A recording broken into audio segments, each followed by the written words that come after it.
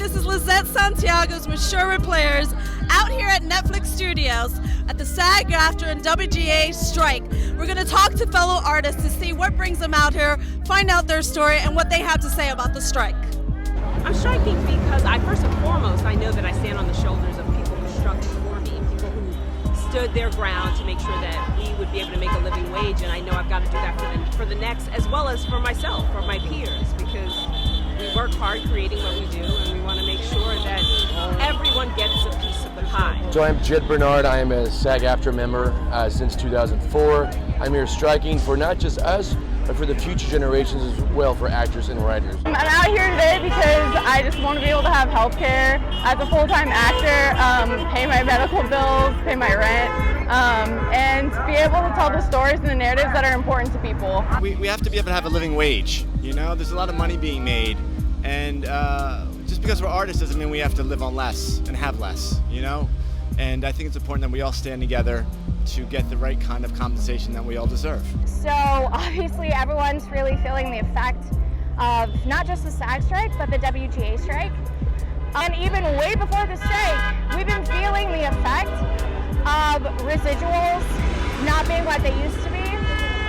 87% of actors can't afford the SAG health insurance.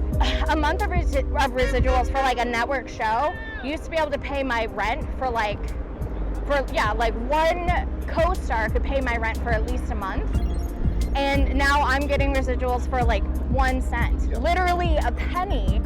And it costs more to print the check than what it actually gives me. We're striking for the rights of the actors, not just the actors today, but the actors of tomorrow.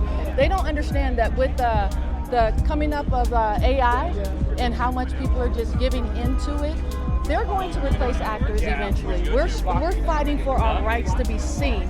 We're fighting for our just due, a percentage of what they're making off the streaming services. They're using us. Name one movie on any streaming service that did not have a writer and or an actor inside of it.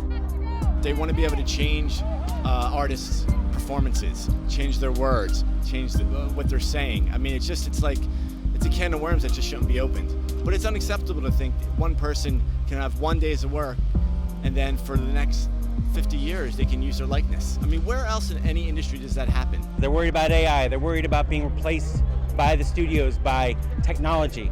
I got cast in a feature film a few years ago, and I was in the room. I had chemistry read. I did the whole 9 yards, and that was different. Since then, all I'm doing is just turning in these self-tapes.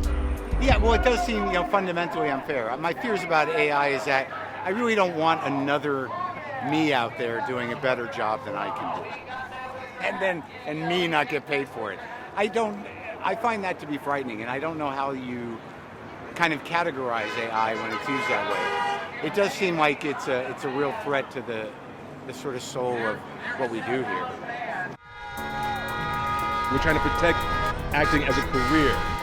Because right now the problem is that between AI and the lack of revenue sharing, the career is going to go the way of the dodo. We can't actually sustain ourselves between jobs if we don't have the residual checks that we used to have.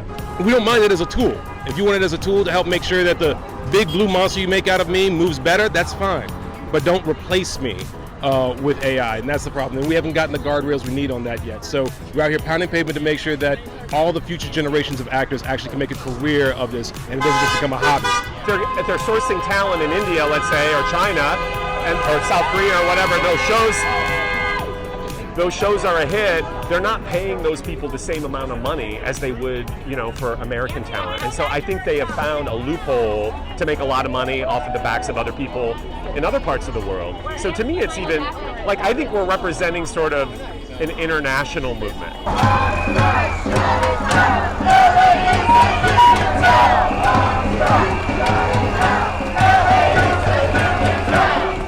This isn't about rich people.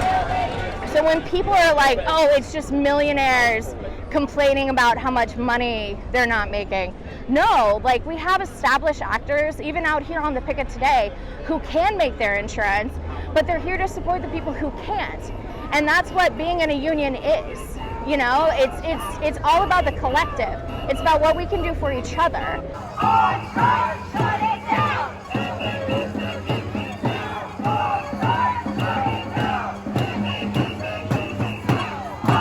It's funny because, you know, all of these guys, all they think about is money, but they've gotten so ridiculously greedy. You know, it's all about, oh, look at these amazing savings we're going to have. Why go home with $100 million when you can take home $250 million? They can sit out here and watch us in the sun and walk around with these signs and be comfortable with that and wait us out until we lose our homes. It's sick, it's pathetic. And if anyone's going to support that within a streaming service, come on. Really, come on. You know what? These producers need to understand that we're in it for the long haul. And if that means next year, we will do it. We have shut down this industry today. I don't know how it'll end or what the negotiations will be, but they're going to destroy the economy of an entire city. And we were all just getting back on our feet here. I think all around, everywhere, that, you know, all these people for 3 years during COVID, you know, were barely getting by. And now this happens. It's destructive to the entire infrastructure of Los Angeles, and they have to resolve it. I don't know how it ends, but I hope it ends relatively fairly where both sides are okay.